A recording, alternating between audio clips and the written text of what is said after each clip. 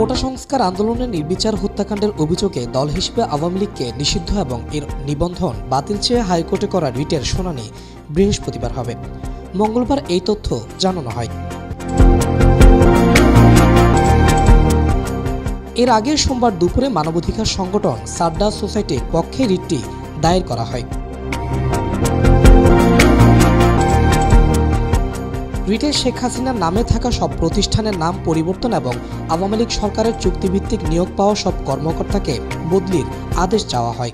একই সাথে দেশ সংস্কারে অন্তর্বর্তী সরকারের মেয়াদ সর্বনিম্ন ৩ বছর করার দাবি জানিয়েছে রিটকারী।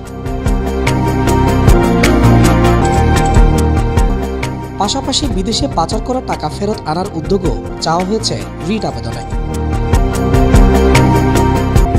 ছাত্র জনতার তীব্র গণ আন্দোলনের মধ্যে গত ৫ আগস্ট প্রধানমন্ত্রীর পদ থেকে পদত্যাগ করে দেশ ছাড়েন শেখ হাসিনা।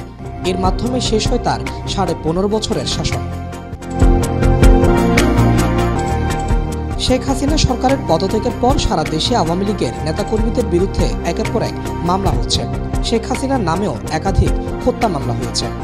পাশাপাশি গণহত্যা ও মানবাধিকার অপরাধের অভিযোগে আন্তর্জাতিক অপরাধ ট্রাইব্যুনালেও শেখ হাসিনার বিরুদ্ধে ২টি মামলা করা হয়েছে। এর মধ্যে একটি মামলা দল হিসেবে আওয়ামী লীগের বিচার দাবি করা হয়েছে। Desk report, media express.